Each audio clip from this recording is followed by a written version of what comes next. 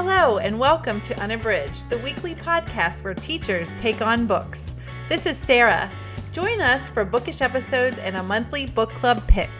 This is Ashley. Find us on Instagram, Facebook, and Twitter at unabridgedpod or go to our website, unabridgedpod.com, where the books we read are linked for purchase. This is Jen. Check out our Teachers Pay Teachers store, our Patreon page, and our newsletter.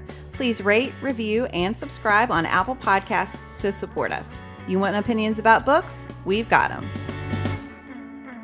Hi, and welcome to Unabridged. This is episode 190. Today, we are discussing the Riverdale pilot episode. Before we get started today, I wanted to remind you that we have an Unabridged Ambassadors program. This is a great way to get more involved with Unabridged. We have so much fun with our ambassadors. We have a group where we can all chat, and they do a lot to share things and give us ideas for things like Give Me One topics. And so we just have a lot of fun with them. If you're interested in learning more about that program, you can go to unabridgedpod.com/ambassadors, and we'd love for you to sign up. So for our discussion today, Jen and Sarah are actually the ones talking about Riverdale. So I should just say that I, Ashley, am not part of that conversation, but I'm excited to hear their thoughts. But we all wanted to share our Bookish Check-in before they let us know what they thought about Riverdale. So Sarah, would you like to share what you're reading? Sure. I am reading The Kitchen Front by Jennifer Ryan, and this book was sent to me by Random House. I am absolutely loving it. It is such a charming book. It is about these four women. They're living in Britain 2 years into World War II, and each of them is experiencing the war in a different way. But what I really love about this book is that I've read a lot of World War II historical fiction, and this book focuses first on women and also on the food rations that occurred during that time, and actually that went long after the war was over. And so this book is about a radio show called The Kitchen Front, hosted by a male commentator, and they decide, shockingly, that they need a woman's voice on this show.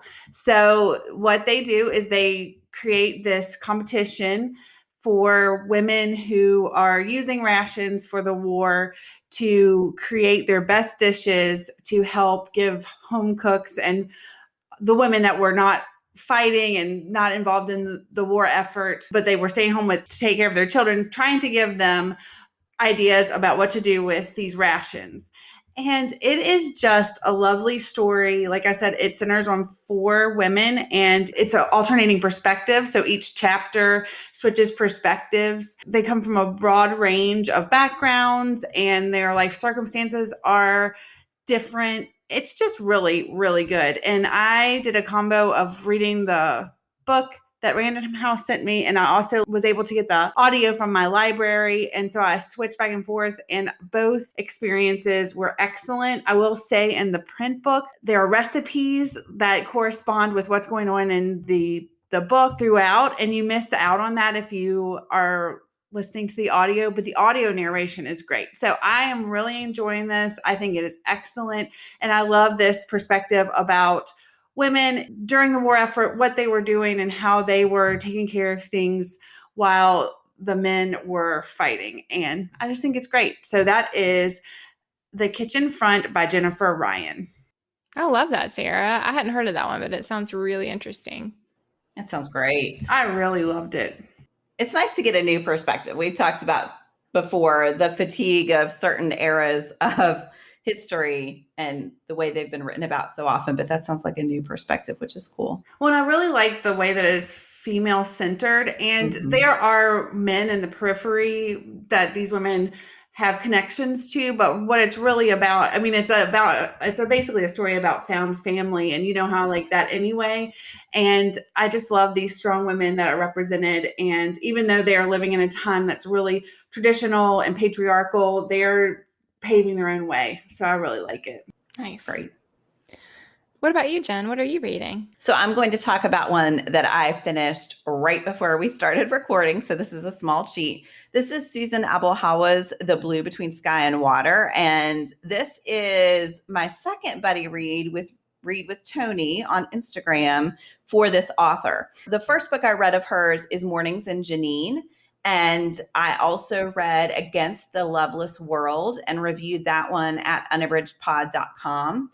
And this third book just cements Abu as an auto read author. She is amazing. So she is writing predominantly about Palestine. This one, The Blue Between Sky and Water, looks at 4 generations of Palestinians. You see them losing their homeland and living in a refugee camp. And as the generations continue, one part of the family moves to the United States and the rest are staying in Palestine. And so you see how they're dealing with separation. The character I find most compelling is Noor, and she grows up in the United States. Her father dies when she's very young. And there's a custody battle between her grandfather, he's the one who moved there with his family from Palestine, and her mother, who basically is wanting to have custody for money, for financial reasons, instead of actually caring for her. And so she is this lost character who really finds herself when she finally returns to Palestine. There's also, this is sort of a spoiler, so I don't want to give it away, but there's a really interesting narrator of the story, which includes, I would call it magical realism. There's a spiritual element in the first generation of the family with one of the daughters who dies very young.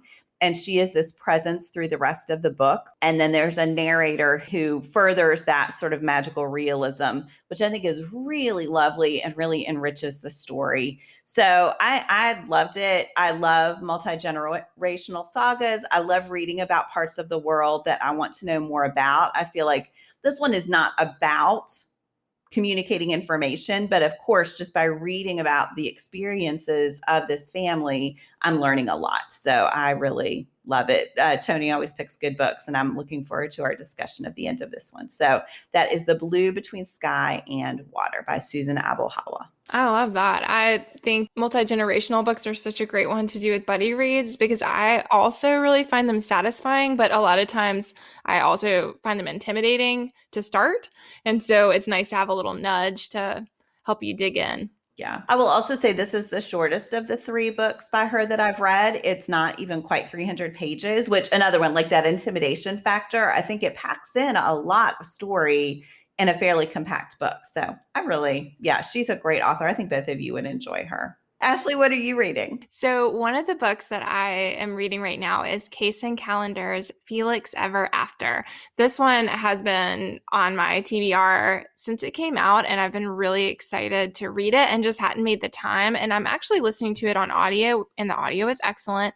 So this is about Felix, who is at an elite art school for high school, and he is navigating his way there, and he has a great friend, Ezra, but he's still struggling with the dynamics of the school. A lot of the kids there are very privileged. They have a lot of money and opportunities. And Felix's situation is that his dad is working very hard for him to be there on scholarship. And so he's really conscious of those differences and the tension that that causes. He's also glad to have a fresh start. And he is a trans boy. He is proud of his identity, but he also is eager to have people see him for who he is. And so in a lot of ways, starting in a new place, he feels that it's fresh and he's glad for that. But very early on in the book, there is an expose of sorts where someone who he does not know who has done this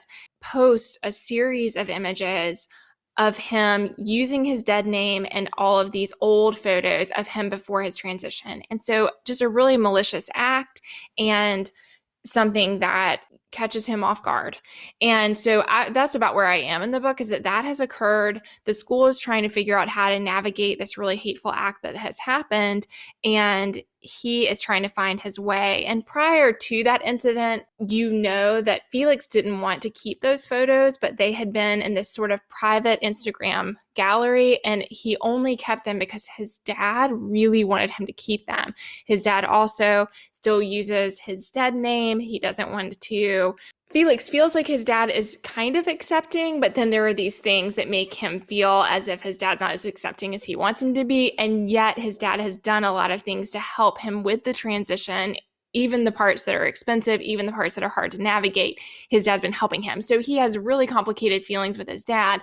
All of that's leading up to this moment that, again, is very early on in the book, but that really shakes him up, that he feels vulnerable and exposed. And also he doesn't know who has done this thing, but it clearly was done to be hurtful. So I am loving it. I love his character. I think he is really interesting. And I also love seeing his friendships develop and the way that people help him through as that happens early on. And so I can't wait to see where the book goes from there. So again, that is Kaysen Callender's Felix Ever After.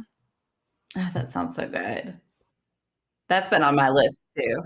Yeah, it's one that I've heard such great things about and had wanted to read, so I'm really excited to get to it. We are going to transition into Jen and Sarah's discussion. So they watched the Riverdale pilot episode and wanted to share with you all their thoughts about that. We always enjoy doing screen adaptations, and we hope you enjoy their discussion.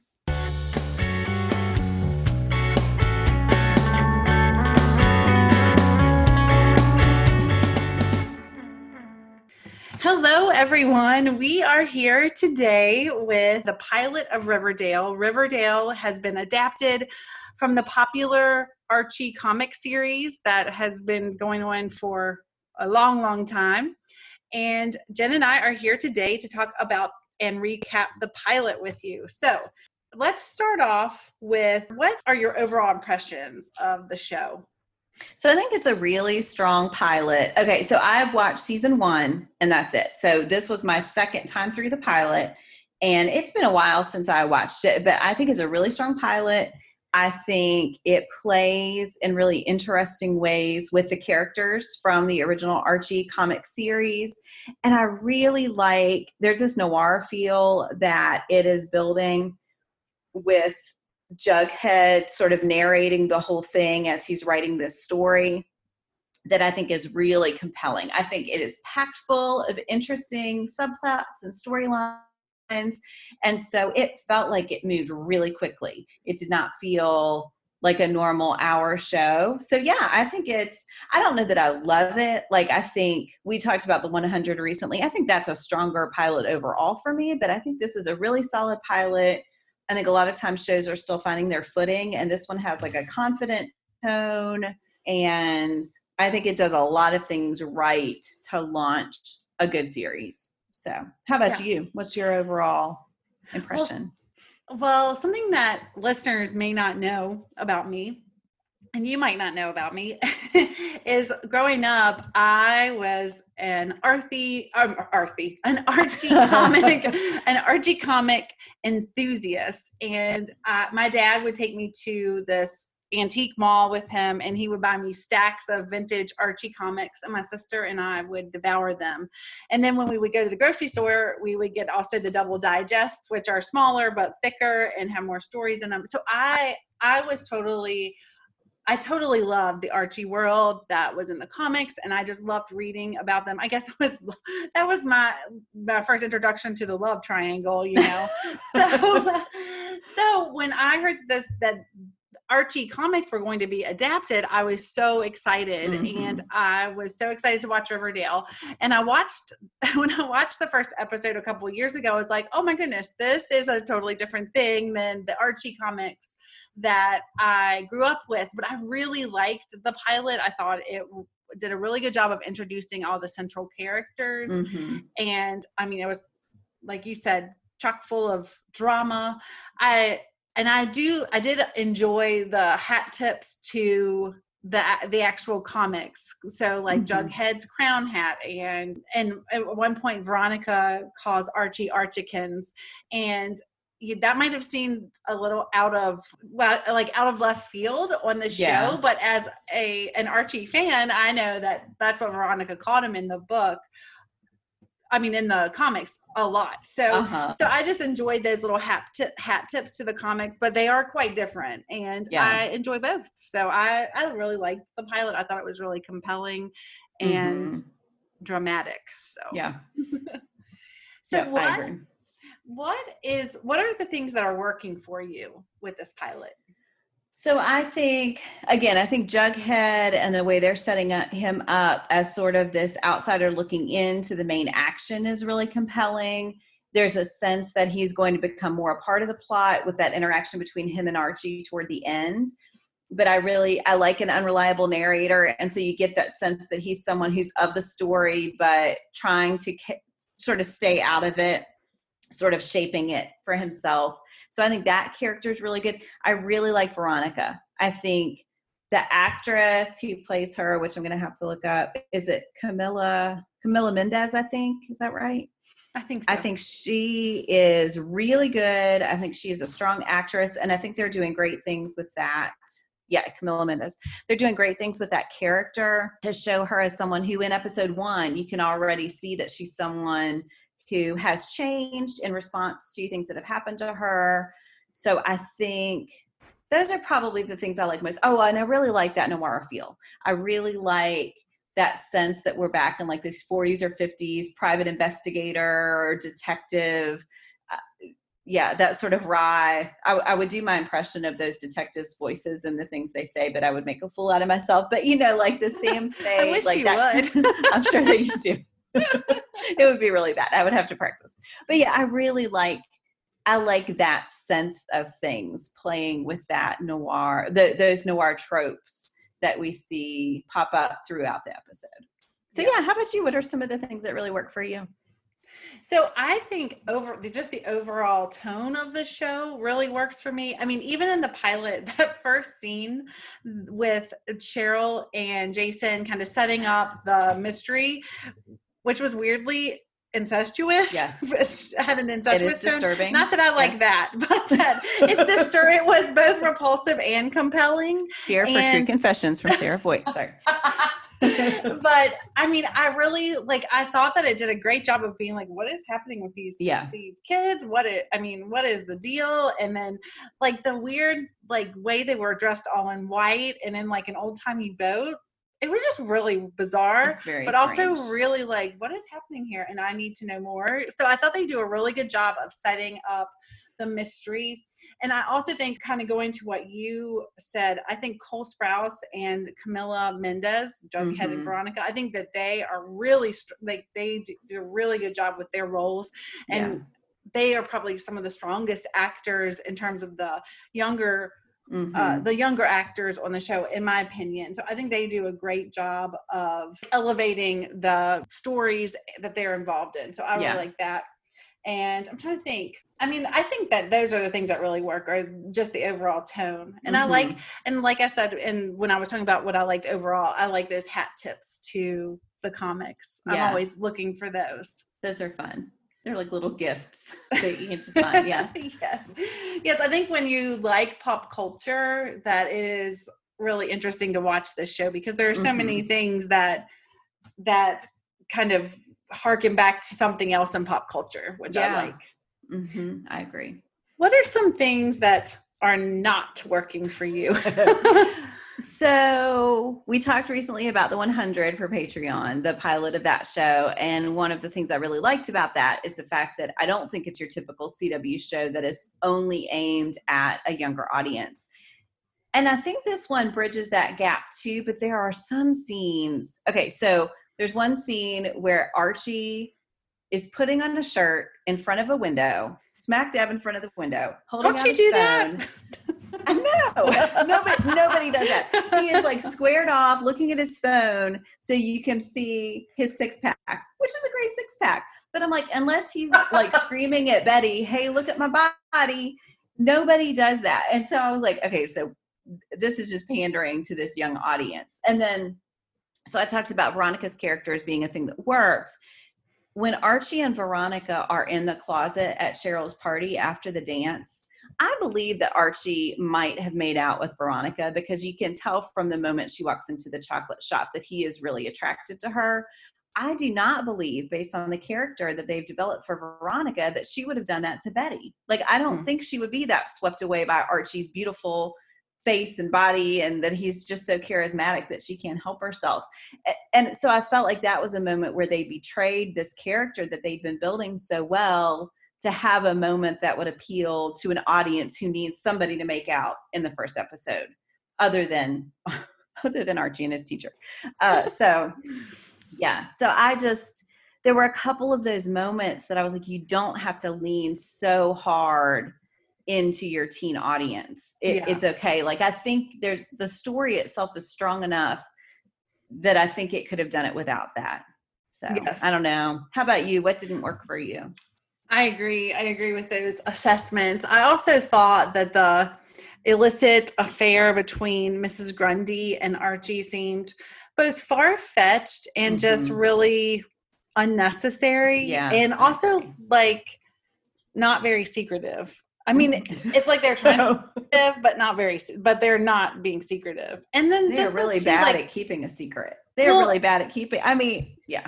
And the whole thing, I mean, and like, I just want to acknowledge that I understand that the show is trying to be campy, and I enjoy that campiness and the banter and all of that stuff and the kind of corny jokes at times. I enjoy all that, and I understand that those are choices that are being made, like that they're not accidental, and I like that. But the scene of her like rolling up to the work site with the heart sunglasses on in the broad daylight and like picking up this kid, I'm like, this is so. I mean, if there was going to be some illicit affair, this is not the way that most people. I mean, it's just so not secretive. Yeah. And then their yearning looks across the gym, and that last forever. I know. And are not secretive at all. Like, if anyone were paying any bit of attention, they would be like, why are they staring at each other? It's weird. I mean, and it just feels like that storyline is there to amp up the drama when it doesn't need to. And like also to create a plot device where Archie had heard the gunshots and was at the lake. But I mean, there could have been a total other host of things that could have been, except him like getting busy with his teacher. I just did not like that at all. So I agree. That was something that didn't work for me. And the weird relationship between Jason and Cheryl. I think Cheryl is a super compelling character. And I think that the actress, is it Madeline Petsch, something like that. I'm not sure how to say it. Petsch. Yes. So I think she does a great job with Cheryl. And I mean, especially her scenes with Veronica, I think that they do great verbal sparring. I think that they do a great job.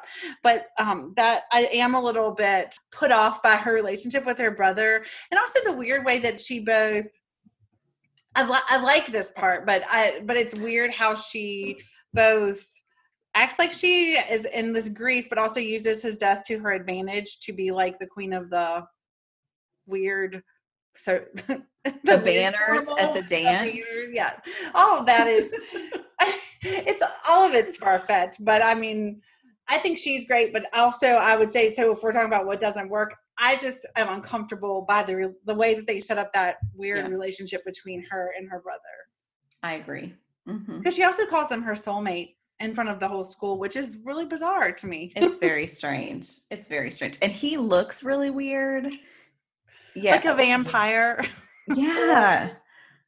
Yeah, I don't understand. Yeah.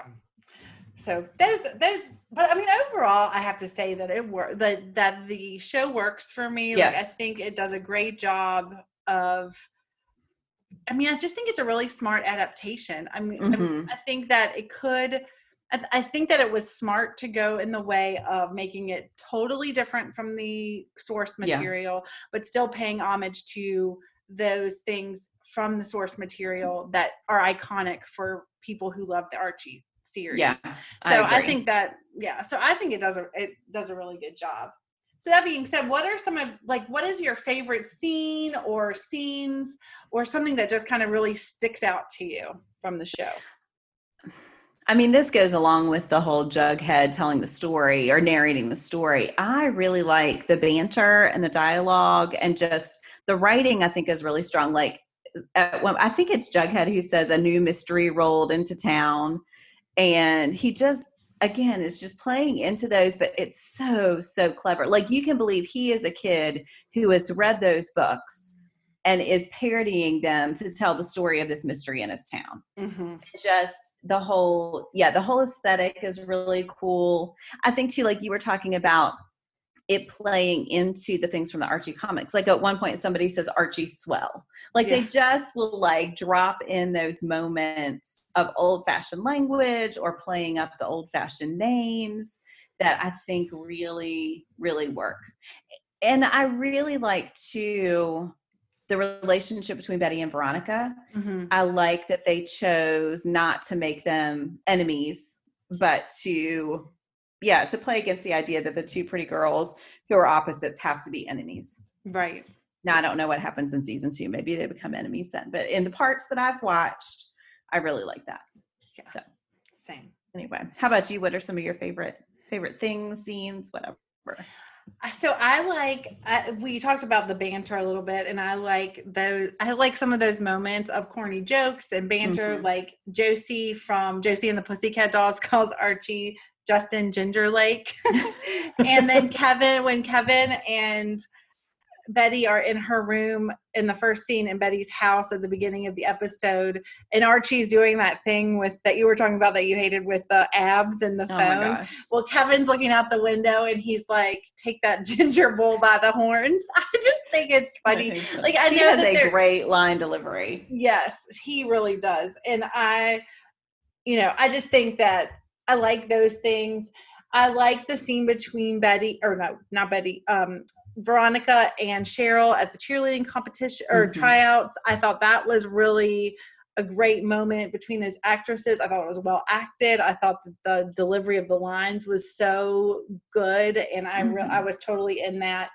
And I think Lily Reinhart, the actress who plays Betty, she does such a good job of being like the other girl. You know what I mean? Like Veronica is taking up for her and she's just kind of standing there, but she just does a good job of being the like, I don't know the word to describe her, but just the kind of the girl like that stands to the side and lets the other person, she does a good job with that. Yeah. And I think that whole scene with all three of those girls is really, really good. So I really like that scene. I agree. And I also like what you said, the ambiguity of the time period. I like that there are old cars and they say old timey things, but then they also have cell phones and they talk about millennials and all of this. So that it's just, I like that choice to just be ambiguous about it. Mm-hmm. There's some great things too, like when I think it's at the end when Archie comes into the chocolate shop and is looking for Betty, and he asks the owner if he's seen her, and he says, no, just only people here are these Nighthawks or whatever. And so there are just these great allusions to like that's to a painting. And I think it's smart to have that in there. So if you notice it, great. It gives you that little zing of recognition and kind of deepens the tone it's building. But if you don't notice it, it's totally fine. Like you don't need that to make sense of the plot. It's just there as this little bonus for someone who might see it.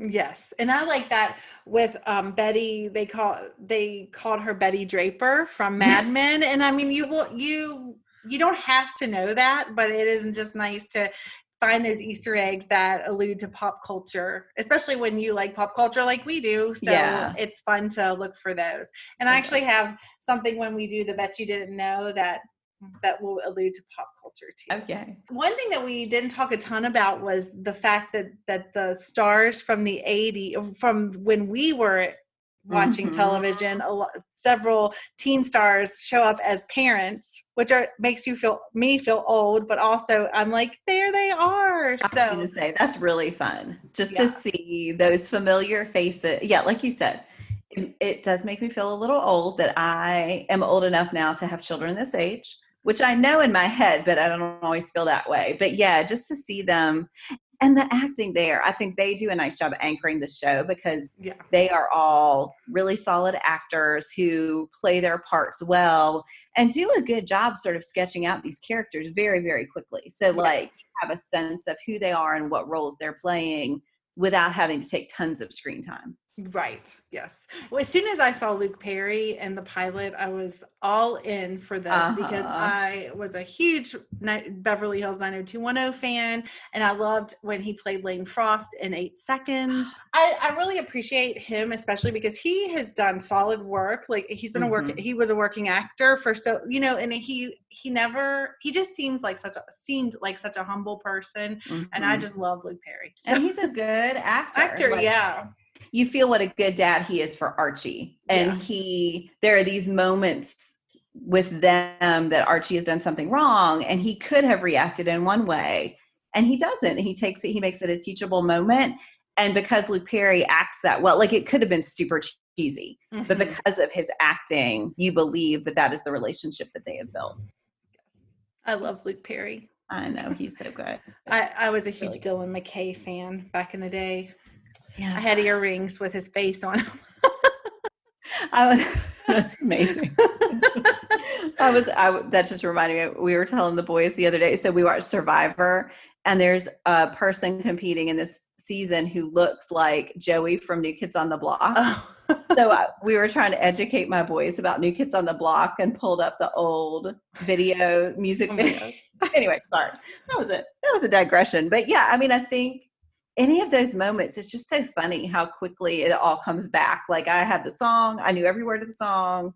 I know. And I think like even the chocolate shop gave me Peach Pit vibes from 90210. And I have to feel that was intentional on some level. Like they know the older audience that they are reaching for, and they're really smart in bridging the gap between that teen audience and that adult audience. Yes, I think so too. I mean, I think overall it's a great adaptation, and I think it does a really good job, like you said, of catering to a pretty broad audience. Yeah. So I agree. Is there anything else that you want to talk about before we get to the bet you didn't know? Nope, I'm ready to learn. Okay. All right. Are you ready? I am ready. So Cole Sprouse, who played Jughead, originally read for Archie. They wanted him for Archie, but he read Jughead's part and wanted Jughead. So, which I think, yeah, I can see why. Yeah, I think that fits his just like what he puts out to the public in terms of who he is as a person, like Cole Sprouse does, like with interviews and his social media accounts. I think that Jughead makes sense. When I think Jughead is not in the first episode very much, but I think this might be a kind of a slam, but I think he's a more interesting character than the Archie character. Yeah. For me, and maybe that's just the thing I prefer, but I can see why that would be a better part.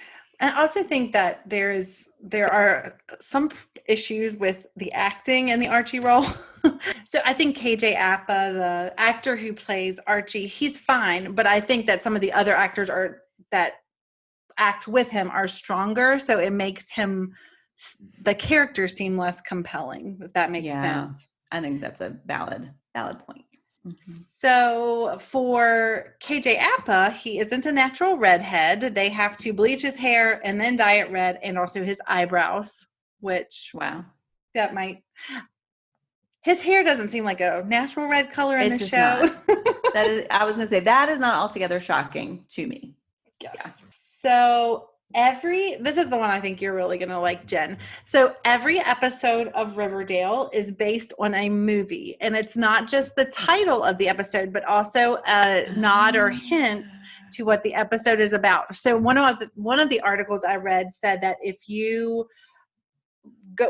are trying to get spoilers and you read ahead to what the episode titles are, it might give you an idea about what the episode will be. So that's another Easter egg.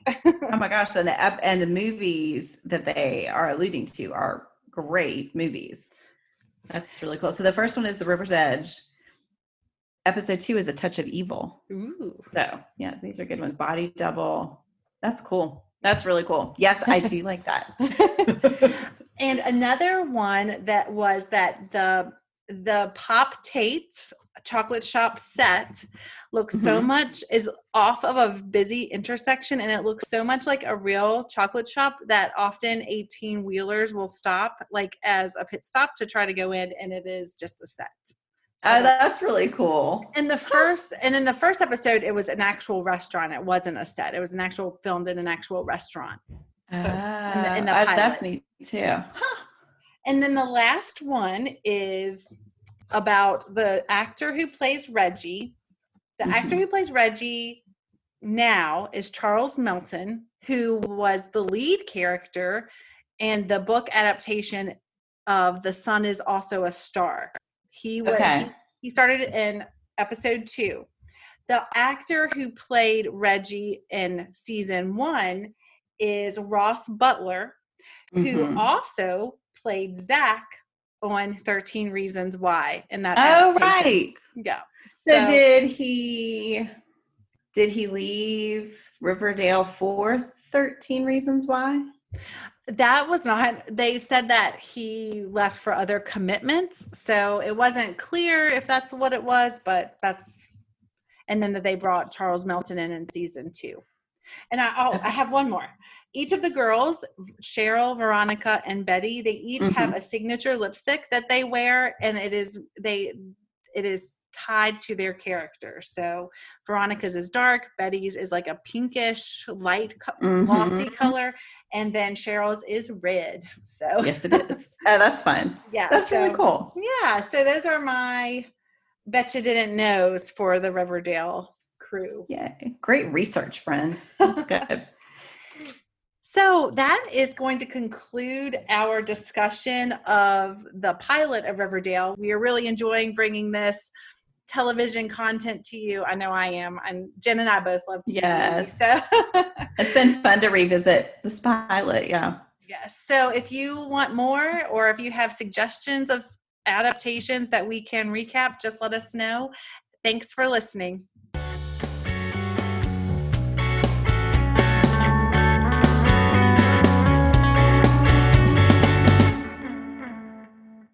Well, we hope that you enjoyed that discussion of Riverdale. I still have not seen that series, so I'm hoping to change that because it sounds really great. But we wanted to end today with our Give Me One, and today's Give Me One topic is your favorite thing to do at the beach. Jen, what's your favorite? So I feel like I have 2 answers, one when I am vacationing with my children and one when I am not. So when I am vacationing with my children at the beach, we have certain traditions. We go with our family, and so there are certain places we love to eat. We go to the Outer Banks a lot, and every year we go to Jockey's Ridge at least once for the sunset, and it's really beautiful. And that's just always a great time for us to remember.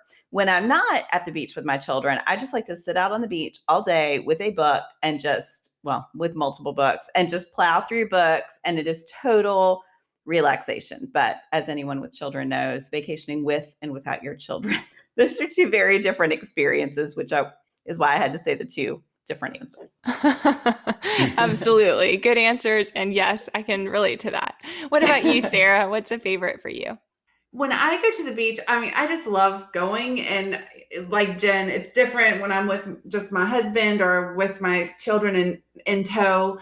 But one thing I love to do is I like to get up early and walk on the beach before everyone else is up. I like that quiet time. And I do that even during summer vacation. I like to get up early and walk by myself when nobody's asking me to do anything. So I enjoy carrying that on to the beach, and the ocean being there and getting the breeze and the beautiful scenery is a huge bonus. So that's what that's one of the things I like to do. But I also like to be with my family.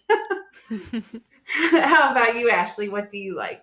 So we have lots of opportunity to be at the beach this summer, and that's been really nice, but it's also reminded me of the things I do and don't like about it. And one of the things that I really love is looking for shells.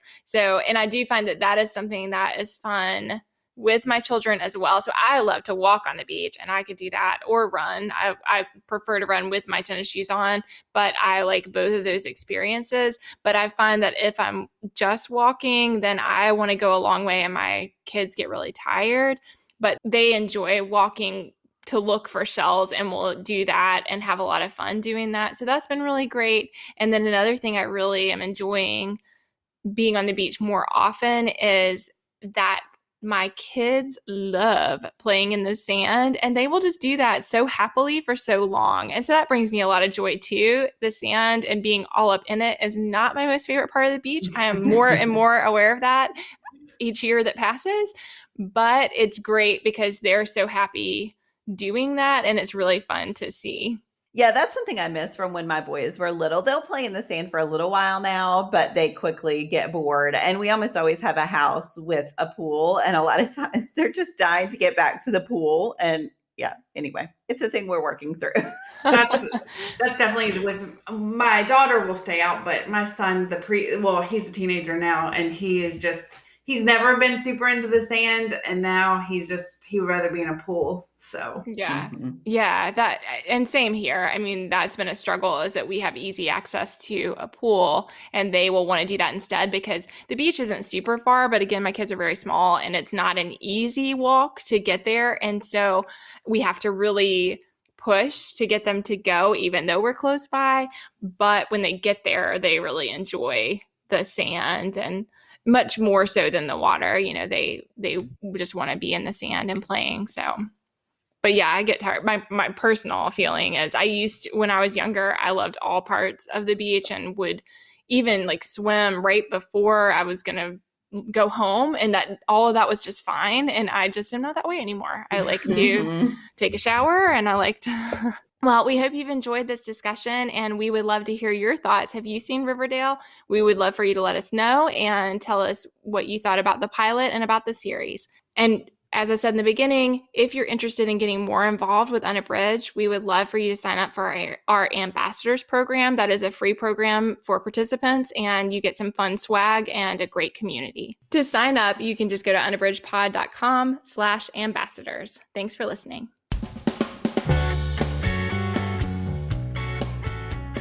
do you have comments or opinions about what you heard today? We'd love to hear them. You can find us on Instagram, Facebook, and Twitter at UnabridgedPod, or on the web at unabridgedpod.com for a list of ways to support us. We'd like to thank Jared Featherstone, who composed our theme music, Strings of Light, and Katie Amy of Amy Photography, our podcast photographer. Thanks for listening to Unabridged.